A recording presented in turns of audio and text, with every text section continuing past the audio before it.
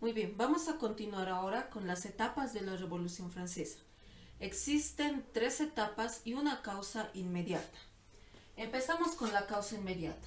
En 1774, el rey Luis XVI piensa, ahora que estamos en crisis económica, deberíamos de realizar préstamos a otros países. Y eso es también lo que le aconsejan a él, de que realizando préstamos puedan solventar la economía dentro de Francia. Esto no apoya totalmente, es por eso que el rey Luis XVI piensa, ¿qué podemos hacer?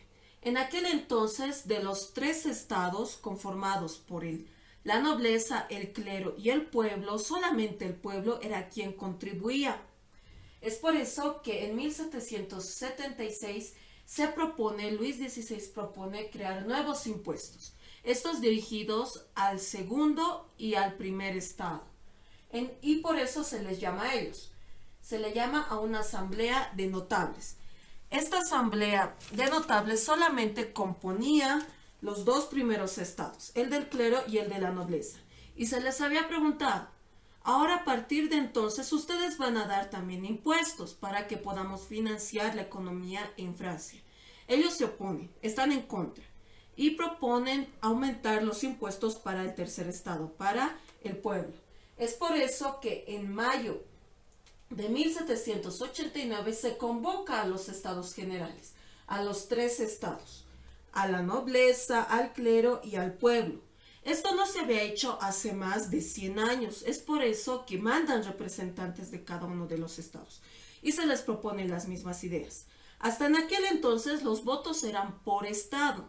Si todos los del clero se reunían y tomaban una decisión, contaba como un voto. Si los de la nobleza decidían algo, contaba como un voto, y los del pueblo también contaban como un voto. Siempre estaban a desfavor los del pueblo, ya que todo recaía sobre ellos, y siempre a partir de eso ellos votaban, los de la nobleza y los del clero, para que el pueblo asuma los impuestos.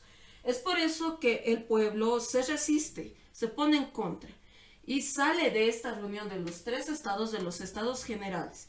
Y en el palacio donde se estaban reuniendo, donde desde ahí dirigía el rey a toda Francia, era el Palacio de Versalles, en el cual había un cuarto donde la nobleza realizaba juegos de pelota. Se le denominaba la sala del juego de la pelota.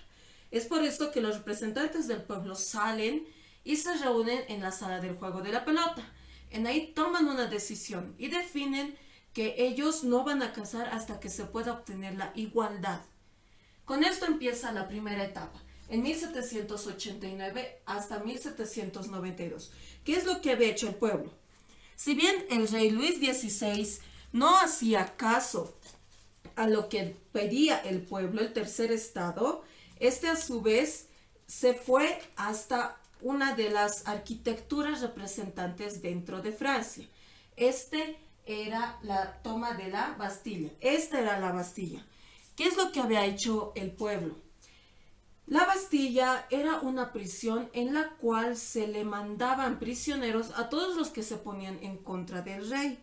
Es por eso que ellos tomaron la Bastilla, ya que este edificio también tenía cañones apuntando a las casas o poblaciones del tercer estado del pueblo. Al tomar la Bastilla, ellos también han tomado una representación del poder monárquico. Es por eso que con esto empieza esta primera etapa de la revolución. El 14 de julio de 1789, recordemos muy bien esta fecha. A partir de esta primera etapa tenemos las siguientes características. La igualdad de oportunidades y en la cual se pueda tomar una decisión dentro del futuro de Francia, que no solamente recaiga todo a un Estado, sino también sea compartido esto. Segundo, la Declaración de los Derechos del Hombre y de los Derechos Ciudadanos. En esta parte nosotros podemos observar los derechos naturales, los cuales por la naturaleza del ciudadano y del hombre pueden ser asumidos, así también de la propiedad. Esta a su vez pide que las personas tengan una propiedad privada y también se pueda respetar esta propiedad. Así también la libertad. La libertad en cuanto a la decisión, que no solamente sea un poder el que decida. También hablamos sobre seguridad. también hablamos de que debería de haber una resistencia a la opresión, en la cual los pobladores, las demás personas, todos los ciudadanos no se sientan oprimidos bajo un poder superior. Tercer punto, los bienes de la iglesia. Dentro de los bienes que tenía la iglesia, también se pide que estos se pasen a manos del gobierno, para que la iglesia también pueda ser parte de este estado que va a empezar a ser descentralizado. Así también tenemos el papel, moneda, el que empezó a circular dentro de esta primera etapa. Y como tercer punto, la Constitución de 1791. Esta constitución ha sido muy importante, ya que también ha sido referencia para otros países al establecer también ellos una independencia o una revolución. Dentro de esta constitución, en 1791, manifiesta que el poder debe descentralizarse, no solamente en una persona, sino en varios, en tres poderes. Que el rey pueda estar a cargo del poder ejecutivo, que la asamblea puede estar a cargo del poder legislativo y que jueces puedan estar a cargo del poder judicial. Son estos tres poderes. También ellos planteaban el derecho al voto, que la decisión no solamente sea por estamentos, sino que al contrario pueda tomarse un voto por cabeza. También ellos hablaban acerca del régimen administrativo, de que se pueda realizar la división del territorio en provincias en las cuales ellos también puedan tener autoridades las que puedan manejar estas provincias y así también descentralizar el poder. Esto no había sido todo dentro de la primera etapa. Si bien se había empezado una revolución, esta todavía seguía siendo a medias, ya que se contaba todavía con la presencia del rey. Y esto había dejado de ser un absolutismo monárquico. Al contrario, el rey a partir de ahora debería de compartir el poder con la Constitución. Había pasado a ser una monarquía constitucional, en la cual el rey no tenía poderes ilimitados, sino que debería de respetar también la Constitución que se estaba planteando. Es por eso que empezamos esta segunda etapa, a partir de 1792 a 1794. ¿Qué sucede en esta etapa? En esta etapa se da el fin de esta revolución, ya que empieza el fin de la monarquía constitucional. Se le acusa al rey de que él ha podido traicionar a Francia en cuanto se le toma prisionero. Se dice que el rey ha sido el que ha ido alertando a otros países y generando enemistad contra Francia. Es por eso que también lo toman prisionero y al finalizar lo ejecutan. ¿Dónde lo ejecutan? En una máquina, la cual había surgido también en la Revolución Francesa, la cual cortaba cabezas. Esta había sido hecha por el doctor Guillotín y esta máquina la denominan la guillotina. Con esto empieza en 1792 la guerra con Austria. La monarquía constitucional termina un año antes, en 1791. Solamente había durado 3 años. En el 92 inician la guerra con Austria. Es por eso que también ha sido prisionero el rey Luis XVI. Dentro de las características de esta segunda etapa también tenemos que, como ha terminado la monarquía constitucional, empieza una república. Quienes toman el poder ahora es el proletariado, pero este poder que ellos toman es con violencia, ya que aquel que no acepta la Revolución Francesa es considerado traición, un traicionero dentro de Francia y ellos también lo mandan a guillotinar. Es por eso que dentro del proletariado y el poder que ellos han tenido, pasamos al reino del terror.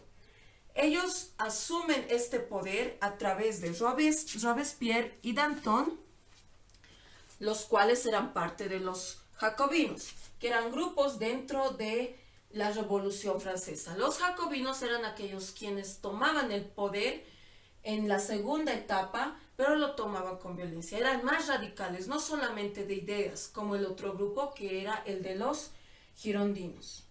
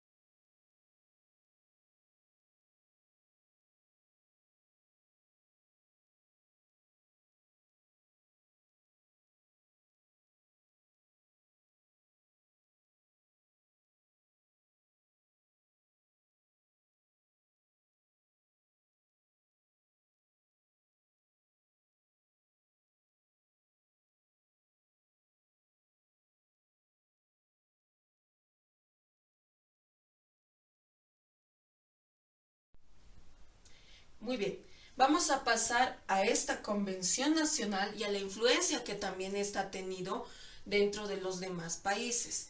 Vamos a hablar acerca de quiénes componían esta convención nacional. Era por parte de los girondinos. ¿Quiénes eran los girondinos? Estos también eran aquellos que proponían las ideas de revolución, pero de forma más ideológica, más conservadora. Ellos también se sentaban del lado derecho de esta convención nacional, los conservadores, aquellos que, como habíamos dicho, todavía querían mantener una monarquía, pero dadas las circunstancias también estaban participando dentro de esta convención nacional. Después de esto también ellos fueron o surgieron, de hecho, de que ellos se sentaran del lado derecho de esta convención nacional. También se hablaba de ideologías de la derecha. Es por eso que ahora también vemos la derecha y la izquierda dentro de las líneas políticas que vamos escuchando en la noticia y dentro de nuestra sociedad. También tenemos los montañeses, o también llamados jacobinos. ¿Quiénes eran estos hombres? Eran los que habían asumido estas ideas de revolución con violencia dentro del denominado reino del terror. Ellos pensaban que la igualdad debería de ser de todos, de que de hecho no aceptaban cosas a medias. El rey debería de desaparecer, que todos deberíamos de tener esta igualdad. Ellos se sentaban al lado izquierdo dentro de la Convención Nacional. Es por eso que también ellos habían, a través de ellos, posteriormente se habla de una ala izquierda o de una ala derecha. También hablamos acerca de los de la llanura. ¿Quiénes eran ellos? Eran aquellos que en ocasiones tomaban ideas de los girondinos, en ocasiones tomaban ideas de los jacobinos, es decir, eran personas del centro, que no tenían una lineación dentro de estas ideologías o propuestas. Con el ahorcamiento de Robespierre había culminado también parte de esta segunda etapa. Francia no termina ahí. No termina cuando Robespierre termina guillotinado. Francia todavía tiene mucha historia que dar, pero la Revolución Francesa termina hasta ese entonces. Francia ha dado un paso adelante para formar una república, para tener una constitución, para proclamar la igualdad, la fraternidad y la libertad. Es por eso que con esto también vamos a ir culminando este tema. Y les pido también que vayamos repasando, releyendo y realizando el resumen acerca de del tema que se les ha pasado en cuanto al PDF. Y al finalizar vemos también aquí artículos de la Declaración de los Derechos del Hombre y del Ciudadano, que también podemos ir dándole la lectura. Con esto vamos a ir terminando este tema. Si hay alguna duda, alguna consulta, yo voy respondiendo mediante mensajería o también se va a responder mediante las videoconferencias en las cuales vamos a repasar nuevamente algunos aspectos importantes y vamos a ir resolviendo algunas dudas. También les recuerdo que deben de tomar agua cada día, recuerden tomar agua, realizar ejercicios en casa y siempre, y lo más importante, nunca olviden tener confianza en Dios. Con esto terminamos. Gracias.